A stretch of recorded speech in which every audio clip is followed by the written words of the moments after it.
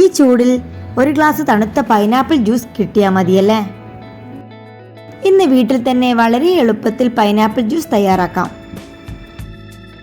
ആദ്യം പൈനാപ്പിളിന്റെ തോൽ കളഞ്ഞ് ചെറിയ കഷ്ണങ്ങളാക്കി മുറിക്കാം. നല്ല പഴുത്ത പൈനാപ്പിൾ ആണെങ്കിൽ ജ്യൂസിന് സൂപ്പർ സ്വീറ്റ്നെസ് കിട്ടും.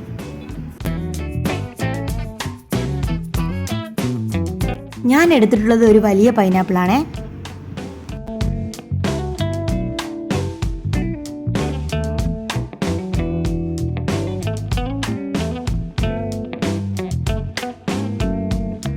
ഞാൻ മുന്നേ ഇട്ട പൈനാപ്പിളിൻ്റെ ഐസ്ക്രീം വീഡിയോ കണ്ടിട്ടുണ്ടോ?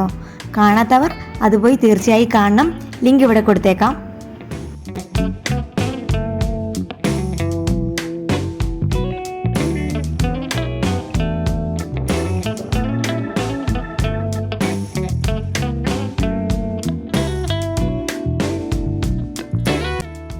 ഈ പൈനാപ്പിളൊന്നും കടയിൽ നിന്ന് വാങ്ങിയതല്ല കേട്ടോ.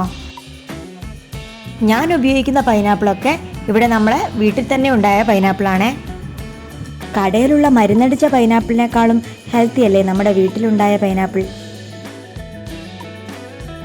പിന്നെ അതുകൊണ്ട് പുറത്തുനിന്നൊന്നും വാങ്ങിക്കരുതെന്നല്ല ഞാൻ പറഞ്ഞത്.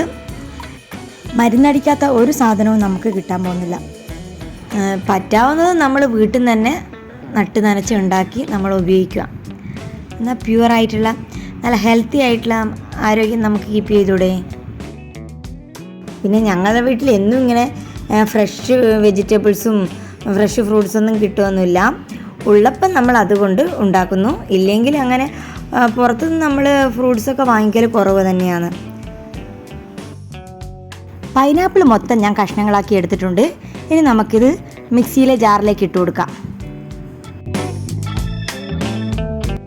ഇതിലേക്ക് 6 ടേബിൾ സ്പൂൺ പഞ്ചസാരയും ഫ്രിഡ്ജിൽ വെച്ച് തണുപ്പിച്ച വെള്ളവുമാണ് ചേർത്തിട്ടുള്ളത്.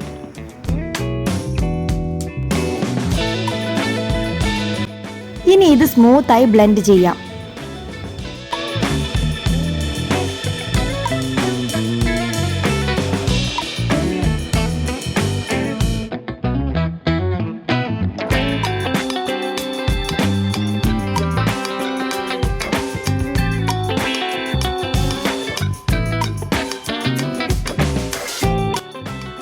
ഇനി ഇത് ഗ്ലാസ്സിലേക്ക് ഒഴിക്കാം.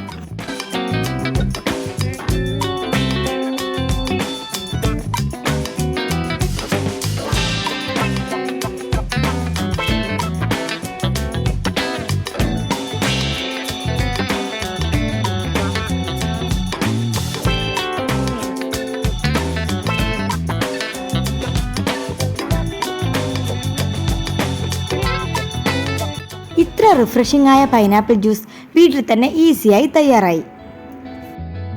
അപ്പം നിങ്ങൾക്ക് ഈ ജ്യൂസ് റെസിപ്പി ഇഷ്ടപ്പെട്ടെങ്കിൽ ലൈക്ക് ചെയ്യുക, കമൻറ്റ് ചെയ്യുക. പിന്നെ സബ്സ്ക്രൈബ് ചെയ്യാത്തവർ ചാനലൊന്ന് സബ്സ്ക്രൈബ് ചെയ്യണേ. നെക്സ്റ്റ് വീഡിയോയിൽ കാണാം.